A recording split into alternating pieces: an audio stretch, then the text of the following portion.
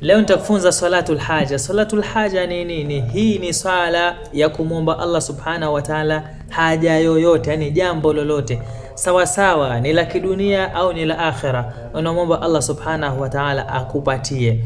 Bwana Mtume Muhammad sallallahu alaihi wasallam asema, man kanat lahu hajatun ila Allah, yoyote mwenye ana haja, ana shida kwa Mwenyezi Mungu, anataka, kuna jambo analitaka kwa Allah subhanahu wa ta'ala, au ila ahadi min khalqi, au kwa yoyote kati ya viumbe wake Allah subhanahu wa ta'ala. Kwa hiyo shida au haja yako unayohitajia ni kutoka kwa mtu. Inaweza kuwa kuna mtu unamdai miaka nenda miaka rudi, hataki kukulipa.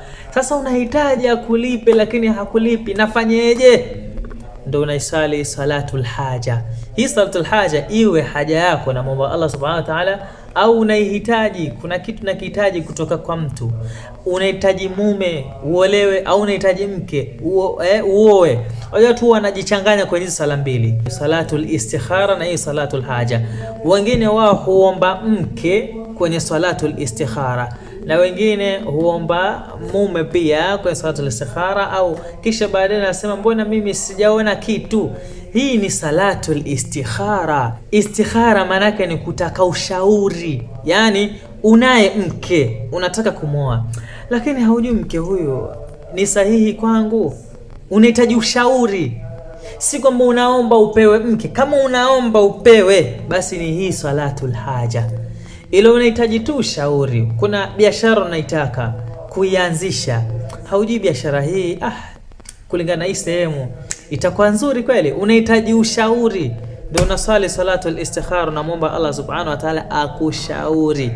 Ile ukiwa una haja, kuna kitu unakihitaji kutoka kwa Allah subhanahu wa ta'ala, kuna dua unaziomba Allah akupe, lakini haja akupa, sali salatul haja. Au kuna mtu, kuna kitu unakihitaji kutoka kwake lakini hujapata, sali salatul haja. Unahitaji mke wa kuoa au unahitaji mume wa kuolewa, sali salatul haja.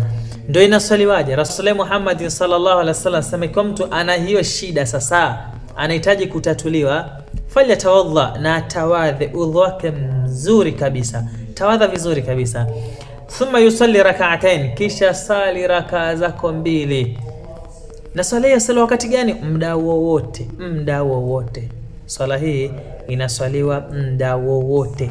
Unaiswali raka zako mbili na kisha baadaye unasema maneno haya: la ilaha illa Allahul halimul karim, subhanallahi rabbil arshil azim, alhamdulillahi rabbil alamin, allahumma inni as'aluka mujibati rahmatik wa azaima maghfiratik wal ghanimata min kulli bir was salamata min kulli ithmi, as'aluka alla tad'a li dhanban illa ghafarta wala hamman illa farajta wala hajatan hiya laka ridan illa qadaitaha li ya rabbal alamin.